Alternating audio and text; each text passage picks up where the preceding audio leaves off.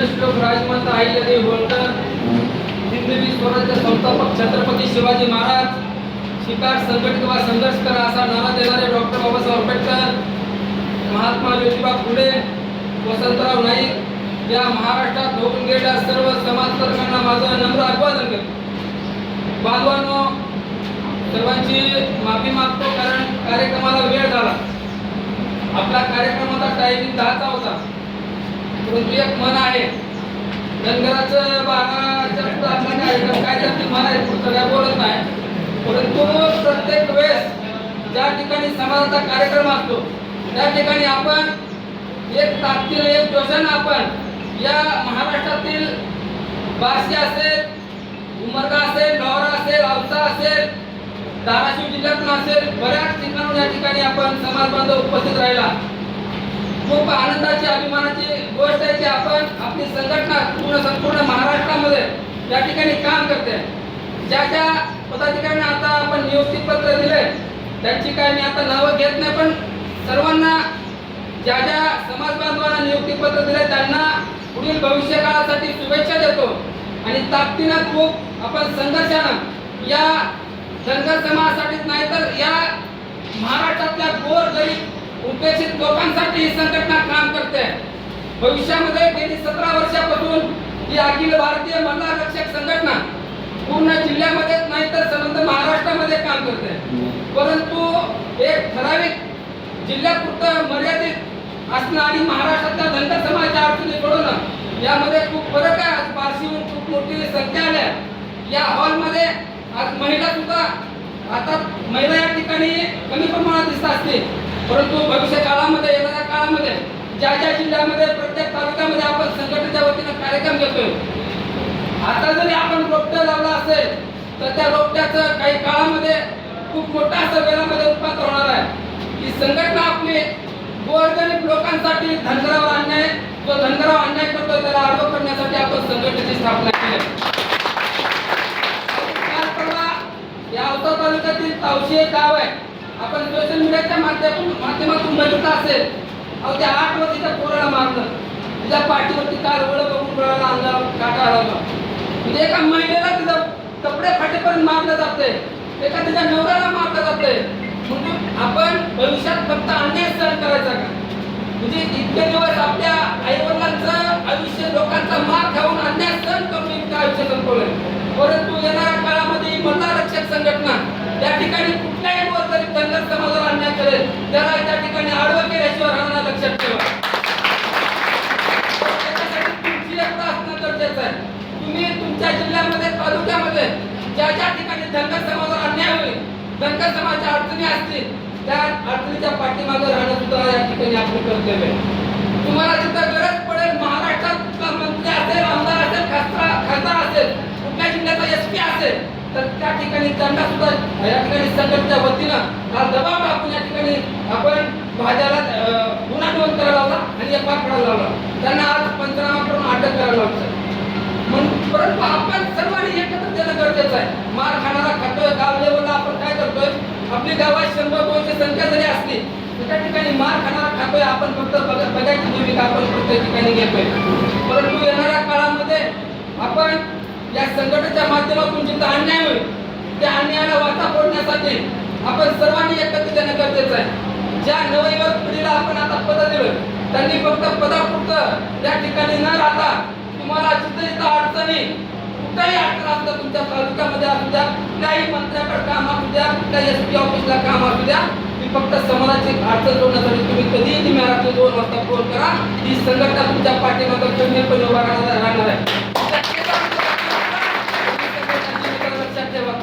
त्या ठिकाणी अन्याय उत्तर देण्याचं काम करा. परंतु तुम्ही पेटून उठलं पाहिजे. तुम्ही फक्त आता याच्यात बऱ्याच पदाधिकाऱ्यांना या ठिकाणी पद दिले. आज पुण्यावरून सुद्धा बरेच लोक म्हणजे महाराष्ट्रातून एक 70-80 लोक आज औषधाला येणार होती. बरेच मला दररोज 50-100 कॉल आहेत मला या संघटनेमध्ये काम करायचं. परंतु औषध एक ठिकाण त्यांच्यापासून खूप लांब आहे. त्यांची अडचण होऊ नये, परिस्थिती लांब, त्यांना पळापळ होऊ नये म्हणून फक्त जवळच्या लोकांना या ठिकाणी मेळावा घेतला आणि या पदाधिकाऱ्यांना निवड केली.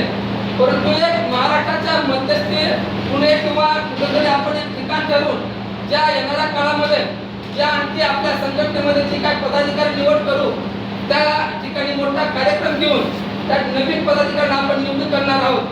ज्या महिलांनी सुद्धा आपण पद घेतलाय महाराष्ट्रात आपल्या जी काही महिला वर्ग आपल्या संपर्कामध्ये असेल त्यांच्यावर कुठं अन्याय होत असेल त्यांना कुठं दडपशाही केली जात असेल जाणून बुजून धनगर समाजाला या ठिकाणी दडपशाही करून दाब दडपून आज गाव लेवलला त्या ठिकाणी त्याला शांत बसवलं जात आहे.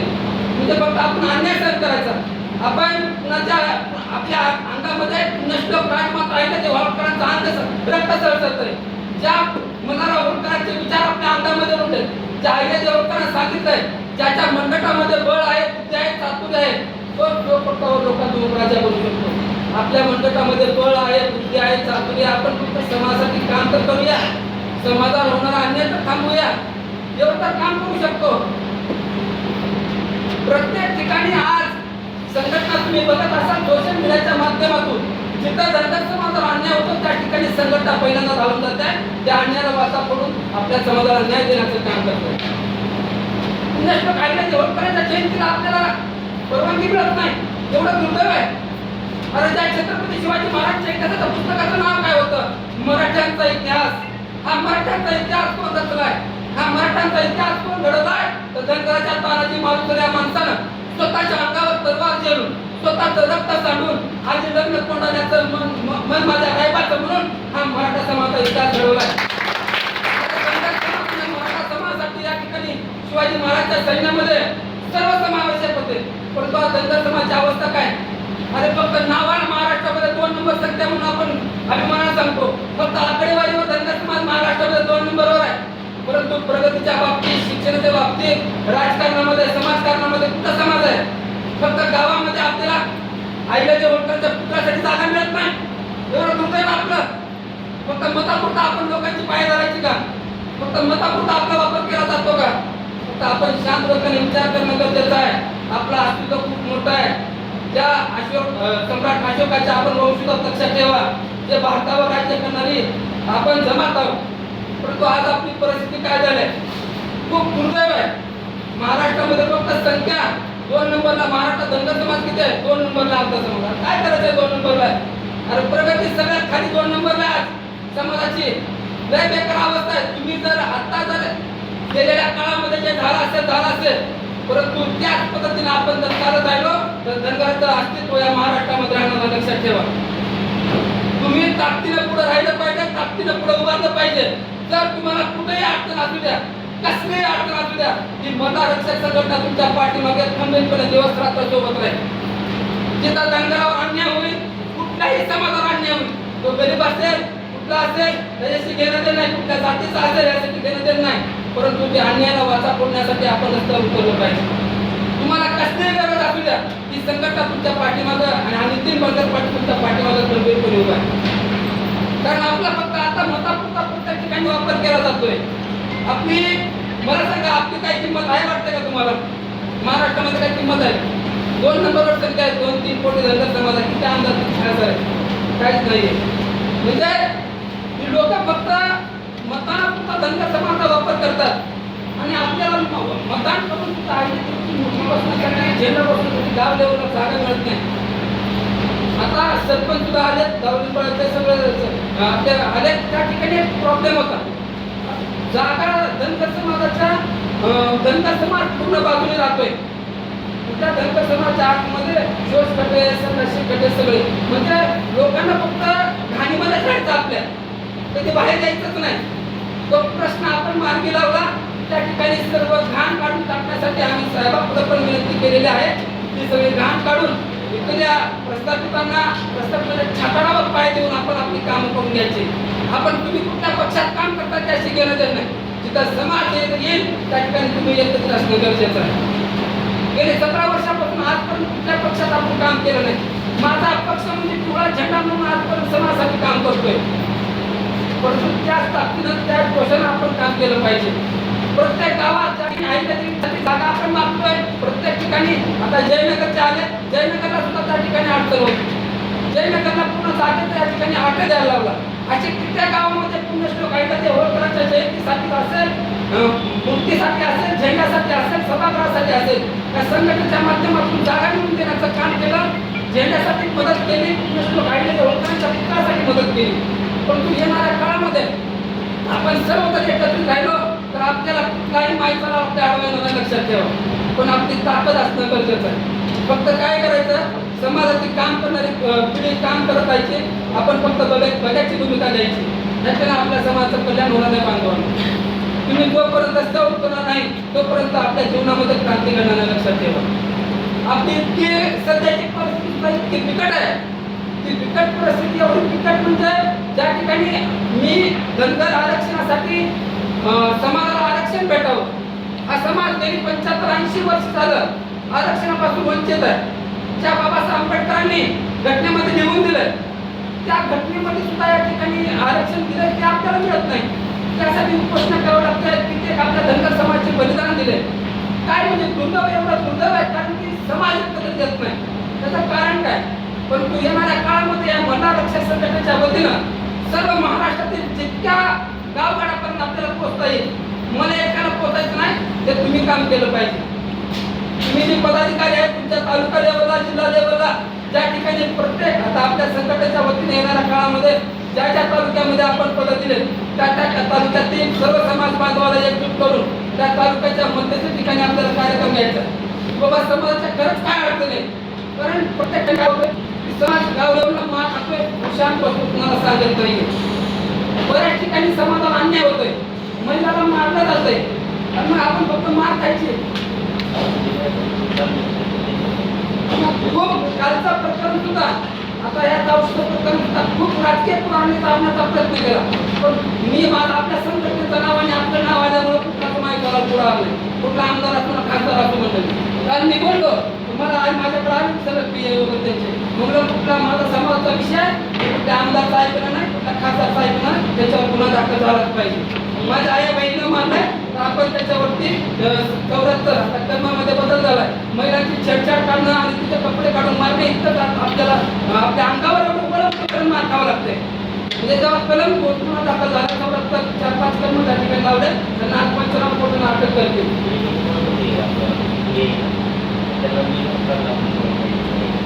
म्हणजे एखाद्याच्या आज आपण मार खातोय कशाला गाव लेवलला आपण त्याच्या विरोधात जायचं, मार खायचं, आपण घरात बसायचं. अरे घाबरू नका, तुमच्या पाठीमागं या महाराष्ट्रातला मोठमोठे धनगर समाजाचे नेते आहेत. आपली मल्हार रक्षक संघटना आहे. ज्या ठिकाणी मला पोहोचता येत नसेल त्या ठिकाणी तुम्ही उभं राहा. तुमच्या केसाला जरी धक्का लागला हा मल्हार रक्षक संघटनेचा आणि सर्व टीम तुमच्या पाठीमागं खंबीरपणे उभं राहील. जर कुठल्या तालुक्यामध्ये जर समाजावर अन्याय होत असेल तर तुम्ही वेळोवेळी आता रविराज करडे यांनी YouTube चॅनल काढलंय. जर कुठं अन्याय होत असेल त्या अन्यायाचा व्हिडिओ त्या ठिकाणी तुम्ही त्या YouTube चॅनलवरती शेअर करा. त्या ठिकाणी आपली संघटना जेवढी जास्त लवकर पोहोचता येईल त्या ठिकाणी आपण पोहोचेल. परंतु अन्याय सहन करू नका बांधवांनो. म्हणजे अन्याय सहन केला की आणखी आपल्या समाजावर जास्त अन्याय होत असतो. त्याच्यामुळे आपण अन्याय होतात कुठेतरी तोंड दिलं पाहिजे. गेले आता कित्येक वर्षापासून माझं ज्या या गोष्टी सांगायची नाही 2 मिनिटाला माझा 3 वर्षाचा मुलगा 2-8 मिनिटात तोंड बघितलं नाही. कारण दिवस रात्र समाजासाठी काम करतोय. माझ्या समाजाला कुठं छाती वर करून मान वर करून जगता आलं पाहिजे यासाठी मी दिवस रात्र माझं रक्त आटवतोय. पण त्यासाठी तुमची सुद्धा गरज आहे. मला मी एकटा समाजासाठी काम करू शकणार नाही. त्यासाठी तुमची पाठबळ असणं, तुमचा आशीर्वाद मार्गदर्शन असणं गरजेचं आहे. त्याच्यामध्ये माझा एकटाचा नाही पण समाजाला कुठेतरी आपल्या गाड्यामध्ये ताट मारणे जगलं पाहिजे. हाच एक संघटनेचा उद्देश आहे. कुणाच्या गुलामीला आपण बळी पडायचं नाही. ज्या ज्या ठिकाणी अन्याय होत असेल तुम्ही कधीही कळवा, निम्या रात्री या ठिकाणी मल्हार रक्षक संघटना त्या ठिकाणी धावून येईल. जो अन्याय करेल आपला मेळावा अचानक आपला कार्यक्रम ठरला. हा रविवारी घ्यायचा कार्यक्रम होता परंतु मला दुसरीकडे 2-3 कार्यक्रम असल्यामुळं अचानक 2 दिवसापूर्वी हा कार्यक्रम ठरला. काही नियोजित कार्यक्रम नव्हता परंतु आपला लातूर विश्रामगडला कार्यक्रम ठरला होता. परंतु आचारसंहिता असल्यामुळं या कार्यक्रमामध्ये बदल करून एक आपण हॉल दुसरीकडे घेतला होता. त्या ठिकाणी सुद्धा एक थोडी जागा असल्यामुळं त्याच्यामुळं एवढी समाज आपले बसतील नसतील म्हणून काल या ठिकाणी हे आपलं सभागृह या ठिकाणी आपण बुक केलं. परंतु येणाऱ्या खूप लांबून बार्शीवरून असतील, लोहारा असतील, धाराशिव असेल, बऱ्याच औषधातून आले, सर्व कानेगावून आले, अमोलजी मंदार आलेत, बरेच त्यांचे गुणवंत कागे असतील, प्राध्यापक सर असतील, संघटनेचे बरेच पदाधिकारी आहेत. ज्या ज्या पदाधिकाऱ्यांनी आता पदं घेतली इथून पुढं दिवस रात्र करून फक्त समाजासाठी दिवसातून 2 तास द्यायचे, 24 तास द्यायची गरज नाही. 2च तास द्यायचे, पण प्रामाणिकपणे समाजासाठी काम करायचं. दिवस रात्र समाजासाठी रस्त्यावर उतरायची गरज नाही. पण संघटनेचा जिथं जिथं कार्यक्रम असेल, संघटनेचा कुठं रस्त्यावर उतरायचा असेल, धनगर आरक्षणाबाबतीत असेल ना कुठल्याही समाजात होणाऱ्या अन्याया विरोधात असेल तर तुम्हाला त्या ठिकाणी प्रत्येक वेळी उपस्थित राहावं लागेल. कारण आपली एकता असणं, बऱ्याच आता परभणीहून गंगाखेडून आज येणार होते, बऱ्याच ठिकाणी येणार होते, परंतु मीच त्यांना सांगितलं की बाबा आज एवढं काही विषय नाहीये, परत आणखी आपण दुसरा खूप मोठा कार्यक्रम घेऊ. नाशिकवरून येणार होते, बऱ्याच जिल्ह्यातून आज खूप समाज बांधव पदाधिकारी नवीन निवड करण्यासाठी येणार होते, परंतु मीच त्यांना आज मी थांबवलं. आपण जेवढे जण आला तेवढ्यांचं सर्वांचं मनपूर्वक स्वागत करतो. येणाऱ्या काळामध्ये तुम्हाला परत एकदा वचन देतो, कुठेही गावगाड्यामध्ये समाजावर अन्याय होत असेल, तुमच्या गावामध्ये पुण्यश्लोक अहिल्यादेवी होळकरांसाठी सभागृह नसेल, त्याच्यासाठी जागा नसेल, अहिल्यादेवीची मूर्ती बसवण्यासाठी कुठं अडचण येत असेल, झेंडा नसेल, आपलं अस्तित्व कुठं गावगाड्यामध्ये समाज आहे पण अस्तित्व काहीच नाही, अशा गावामध्ये संघटनेच्या वतीनं त्या ठिकाणी तुम्ही फक्त गाव लेवलला तुम्ही ग्रामपंचायत अर्ज करा, जागा करा, तुम्हाला तिथं सभागृहाची मंजुरी कशी आणायची, अहिल्यादेवी होळकरांचा पुतळा कसा बसवायचा, तुळा झेंडा आपला कसा बसवायचा, सर्व मार्गदर्शन करून गाव तिथं पुण्यश्लोक अहिल्यादेवी होळकरांचा पुतळा बसवण्यासाठी, झेंडा बसवण्यासाठी, सभागृह बसवण्यासाठी ही महिला रक्षक संघटना तुमच्या पाठीमागे खंबीरपणे उभी राहील.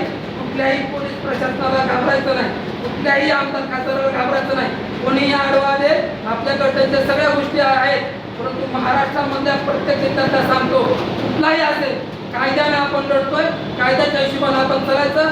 जर कायद्याच्या विरोधात कोण येऊन आपल्या धनगर समाजाला त्रास देईल त्याला आपण चुकी देण्याला लक्षात ठेवा. कुठेही मोठा असतो, आमदार असतो, खासदार असतो, मंत्री असतो, आपण काय काम केलंय, येणाऱ्या कित्येक वर्षापासून आपण काम करतोय. मेंढपाळाला मारलं जातं, आपण तुम्ही बघितलं व्हिडिओमध्ये. अरे कुत्र्याला मार खायची वेळ मेंढपाळ बांधवाला दिवस रात्र पोटासाठी वनवन करून मेंढ्या चालून आज धनगर समाज महाराष्ट्रामध्ये पोट भरतोय, त्याला मारलं जातंय. आपला समाज कधी जागत होणार आहे? मग त्या अन्याय कोण कधी जाणार आहे? मग फक्त बघायची भूमिका घेण्याला अर्थ नाहीये. तुम्ही जिथं जिथं अन्याय होईल त्या ठिकाणी तुम्ही गेलं पाहिजे. गेल्या काही महिन्यामध्ये बुलढाणा या ठिकाणी एका बसनी, महामंडळ बसनी आपल्या 15 ते 20 मेंढ्या या ठिकाणी चिरडल्या गेल्या. परंतु तिथे एका बांधवाचा मला फोन आला की भैया असा असा विषय झालेला आहे, आपल्याला मदत मिळेल का? लगेच त्या खात्याच्या मंत्र्याला फोन केला, त्याच्या व्हॉट्सअपला माहिती पाठवली. रात्री मंत्र्यांचा मला फोन 2-3 फोन आले, व्हॉट्सअप कॉल आले, त्यामुळे मला समजलं नाही. त्यांना फोन माझा लगेच दुसरा फोन कॉल असल्यामुळे वेटिंग पडला. त्यांना कॉल उचलला, साहेबांना पूर्ण माहिती दिली. साहेबांनी त्या बुलढाणा जिल्ह्यातील सर्व अधिकाऱ्यांना लगेच आदेश दिले. एका मेंढीमागं 18,000 रुपये त्या ठिकाणी मेंढपाळाला त्या ठिकाणी देण्यात आलं. म्हणजे आपण संघटनेच्या माध्यमातून जिथं इथं काम करतोय, काम म्हणजे समाजाला कुठं फायदा होईल जेणेकरून आपण मेंढपाळाला गाव लेवलला काय होतं, कुणीतरी मेंढपाळाला कोणतरी मेल्या, काय करंट लागून मेल्या, काय कोण मारलं, काय केलं, काय कुठंच फायदा भरपूर होतो. परंतु आपण बोललं पाहिजे, सांगितलं पाहिजे. म्हणजे त्या ठिकाणी अशी कितीतरी अन्याय होतात, आपण तोंड देण्यासाठी ही महिला रक्षक संघटना येणाऱ्या काळामध्ये सर्वांच्या पाठीमागं असेल. त्यासाठी तुमचा वेळोवेळी मार्गदर्शन, सहभाग, कार्यक्रमामध्ये आशीर्वाद, तुमचा सर्वांचा, सर्व टीमचा आशीर्वाद, जरी पदाधिकारी जरी नसले तर तुमचंही पाठबळ त्या संघटनेच्या पाठीमागे असणं गरजेचं आहे. जोपर्यंत तुम्ही एकत्रित त्या संघटनेच्या पाठीमागे येणार नाही तोपर्यंत आपली एकता या ठिकाणी दिसणार नाही. मी आपला खूप वेळ घेतला, कार्यक्रमाला सुद्धा उशीर झाला, नियोजित कार्यक्रम नसल्यामुळे. आता आपली धनगराची पोरं म्हणल्यानंतर कार्यक्रम कसा करायचा आणि कशा पद्धतीने कार्यक्रम झाला पाहिजे, जरा नवीन असल्यामुळं थोडं वेळेमध्ये कार्यक्रमामध्ये थोडं मागं पुढं झालं. त्यामुळे कुणाला काही म्हणजे तुम्ही तर आपल्या घरचेच आहात, बाहेरून काही 1-2 आलेत, परंतु काय कुणाच्या काय अडचणी म्हणजे कुणाला कार्यक्रमामध्ये काही चुकी झाली असेल तर कुणाला त्रास झाला असेल त्याबद्दल सुद्धा माफी मागतो. आणि येणाऱ्या काळामध्ये आपण सर्वजण मिळून एक परिवार म्हणून त्या ठिकाणी आपण काम करूया. महिलांनी सुद्धा महिलांची संख्या या ठिकाणी वाढवावी एवढी विनंती करतो आणि थांबतो. जय हिंद, जय महाराष्ट्र.